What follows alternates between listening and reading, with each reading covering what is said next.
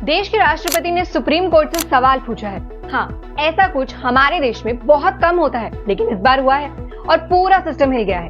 President Draupadi Murmu ने article 143 clause 1 के तहत सुप्रीम कोर्ट को एक लेटर भेजा है, क्योंकि कोर्ट ने कहा था अगर गवर्नर या प्रेसिडेंट टाइम पे किसी बिल पर डिसीजन नहीं लेते तो उसे डीम्ड असेंट माना जाएगा। राष्ट्रपति ने पूछा, कैसे?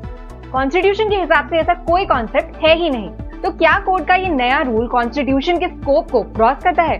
और यही नहीं, प्रेसिडेंट ने 14 सवाल भेजे हैं कोर्ट को, जैसे कि क्या गवर्नर को मंत्रिमंडल की एडवाइस फॉलो करनी जरूरी है, क्या कोर्ट गवर्नर या प्रेसिडेंट के एक्शंस पे रिव्यू कर सकता है, और क्या आर्टिकल 142 का यूज करके प्रेसिडेंट या गवर्नर के फैसले को बदला जा सकता है। इन सवालों का मतलब सिर्फ एक नहीं है, ये पूरे फेडरल स्ट्रक्चर, जुडिशियल रिव्यू और एग्जीक्यूटिव पावर्स का मूल संवैधानिक मतलब बदल सकता है। सुप्रीम कोर्ट का अप्रैल में आया जजमेंट तमिलनाडु केस में था, जिसमें कहा गया था कि गवर्नर 3 महीने के अंदर बिल पर अगर डिसीजन नहीं लेते हैं तो रीजन देना पड़ेगा।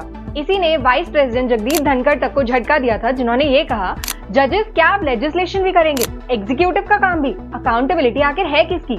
क्योंकि अगर प्रेसिडेंट को कोर्ट डेडलाइन दे रहा है तो क्या वो कॉन्स्टिट्यूशन को अमेंड करने की बात कह रहा है? वैसे ऐसे केसेस पहले भी हुए हैं जिसमें लेजिस्लेचर और जुडिशरी के बीच सवाल जवाब की कार्रवाई चालू थी। वो अगले पार्ट में बताती हूँ, इसलिए फॉलो जरूर कर लेना। फिलहाल ये केस सिर्फ एक बिल या एक फैसला नहीं है, ये है भारत के संविधान से जुड़ा हुआ एक टेस्ट। क्या जुडिशरी लिमिट क्रॉस कर रही है या एग्जीक्यूटिव अपने पावर्स को मिसयूज कर रही है? आपका क्या कहना है? Like, share and follow for part 2।